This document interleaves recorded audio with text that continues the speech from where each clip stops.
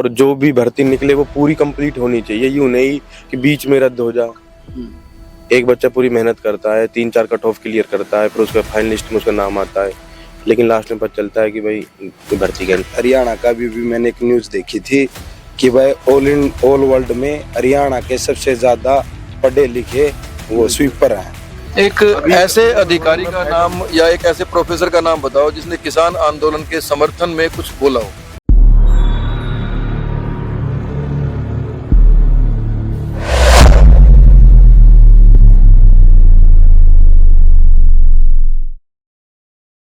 आपका ईयर कौन सा है, साल कौन सा है? मेरा सेकंड ईयर है, UG BSc honours agriculture. Second year है। तो जो किसान आंदोलन चल रहा है, आपको पता है एग्रीकल्चर को लेके चल रहा है, उससे कभी कनेक्ट हुए हो? आपके डिपार्टमेंट में कभी कोई बात होती हो उसके बारे में? नहीं, हम तो कनेक्ट नहीं हो पाए क्योंकि इन चीज़ों से मतलब अभी अपना इन्वॉल्वमेंट इतना है नहीं।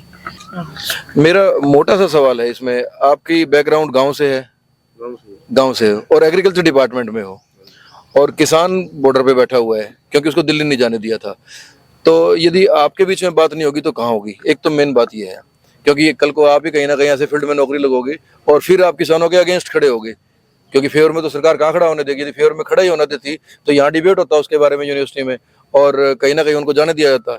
तो अल्टीमेटली तो मुझे ये लगता है कि जो एग्रीकल्चर डिपार्टमेंट में जो लोग पढ़ते हैं वो कहीं ना कहीं किसानों के दुश्मन तो नहीं बन रहे हैं पढ़े होके आगे जाके करियर वाइज। नहीं, ऐसा बिल्कुल भी नहीं। आप बिल्कुल आपने ये बात गलत कही है। अभी हम पढ़ाई कर रहे हैं, जब हम कुछ आगे अपने कुछ करेंगे तो हम बिल्कुल इन्वॉल्व होंगे।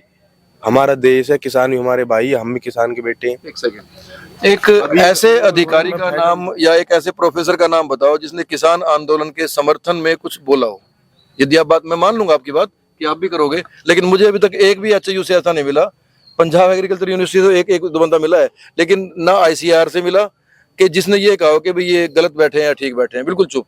तो चुप का मतलब आप समझते ही होगे ये चुप्पी क्यों है, क्या कारण? तो आप कैसे करोगे? आप मान लो एग्रीकल्चर ऑफिसर बन गए कुछ भी, ऐसे बिल्कुल होंगे यूनिवर्सिटी में जो किसानों के बारे में सोचते होंगे, लेकिन नाम नहीं पता सर। चलो है नहीं। इससे अगला सवाल ये है कि जो पॉलिटिकल पार्टीज के जो नेता अब इस टाइम पे भाषण देते हैं, चुनाव है ना, तो आप लोग कहीं कनेक्ट कर पाते हो कि आपकी कोई बात कर रहे हो, वो आपके करियर की बात या कोई जो आपसे जरूरी आपके संबंध की कोई बात? एज अ स्टूडेंट मैं यही कहना चाहूंगा कि देश में बेरोजगारी कम हो, बेरोजगारी कम ही होनी चाहिए। हाँ ठीक है। और जो भी भर्ती निकले वो पूरी कंप्लीट होनी चाहिए, यूं नहीं कि बीच में रद्द हो जा। एक बच्चा पूरी मेहनत करता है, 3-4 कट ऑफ क्लियर करता है, फिर उसका फाइनल लिस्ट में उसका नाम आता है, लेकिन लास्ट में पता चलता है कि भाई भर्ती कैंसिल। तो सर चुनाव की चर्चा तो इसलिए होगी, मतलब स्टूडेंट का कोई स्टूडेंट के बारे में डिस्कस करे, कोई और अपने स्टूडेंट का कोई हित में कोई बोल ले, तभी उसके बारे में होगा ना। तो मतलब हमारे पॉलिटिक्स से स्टूडेंट को ज़्यादा कोई मतलब नहीं है। उनके हित में कोई बात करे उसके लिए ज़्यादा है। पीछे देख लो, हम एग्रीकल्चर से बिलोंग करते हैं, एग्रीकल्चर फील्ड है, तो हमारे लिए 10 या 11 साल में एडीओ की वैकेंसीज आई थी। उनमें 600 प्लस वैकेंसी थी और मतलब कुछ क्राइटेरिया रख दिया पेपर में कि भाई 45 मार्क्स होंगे 100 में से, तो उन्हीं का क्लियर माना जाएगा। पेपर इतना टफ बना दिया कि टोटल मतलब 50 बच्चे भी नहीं हो पाए। वैकेंसीज तो कहाँ से पूरी होंगी, तो स्टूडेंट को क्या फायदा हो रहा है? सर कुछ सवाल आपसे मैं एक बात जानना चाह रहा हूँ, सरकार कौन आएगी कौन नहीं आएगी ये तो मामला नहीं है। अब माहौल देख के या हिस्ट्री देख के आपको लगता है कि नौकरियों की उम्मीद है कि जितने बच्चे पढ़ रहे हैं उनको एडजस्ट कर लिया जाएगा?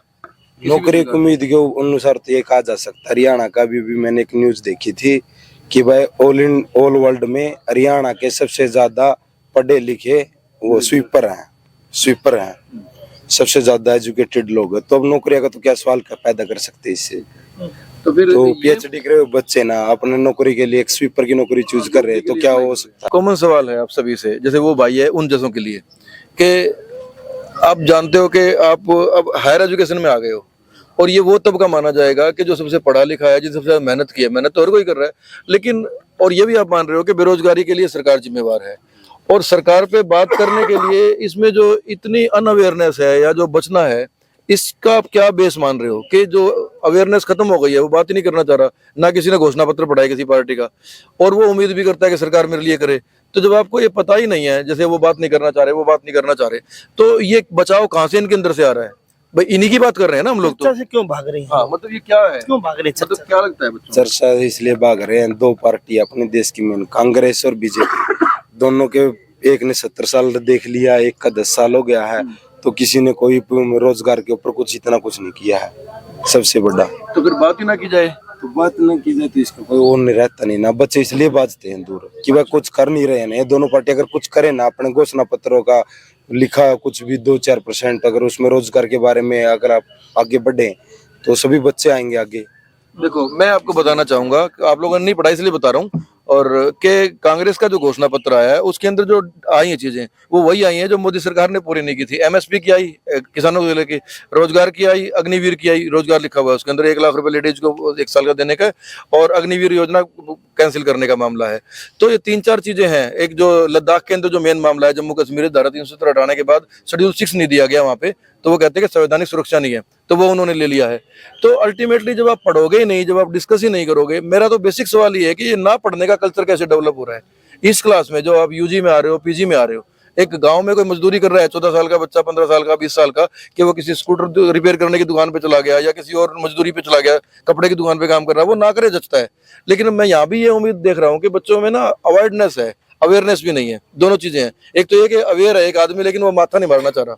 लेकिन यहाँ तो ये पता है कि वो अवेयर भी नहीं है और वो माथा भी नहीं मारना चाह रहा। ये क्या कारण है? अवेयर तो है सब, लेकिन कोई माथा नहीं मानना चाहता। बात ये अवेयर भी है, अवेयर तो है। अब जो है अवसाद की स्थिति है, फ्रस्ट्रेशन, डिप्रेशन की स्थिति है समाज में, कि वो अब इन मुद्दों को अपना मान रहा है कि वो उन्होंने तो करना ही नहीं है, चाहे ये बात कह रहे हैं या नहीं कह रहे हैं, इसका कोई मतलब नहीं है। तो ये मान लिया जाए कि डिप्रेशन की स्टेट है एक बात। दूसरी बात ये है कि आप स्टूडेंट हो, आपको ज्यादा लिंक नहीं है। जब आप बेरोजगार हो जाओगे तब आपका संगठन बनेगा।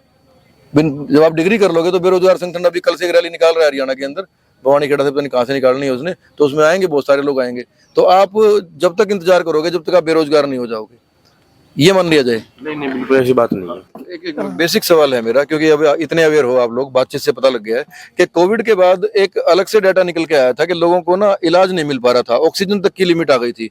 तो आपको लगता है कि कोविड के बाद कोई इस तरह का इंप्रूवमेंट आया है सरकार ने, कि हॉस्पिटल्स में कुछ किया हो, कभी सरकारी हॉस्पिटल में आप गए हो, कभी काम पड़ा हो कि कहीं वहां पे वेंटिलेटर लगा दिए हो या कोई नई मशीनें? जी एक्सपीरियंस हो ऐसा?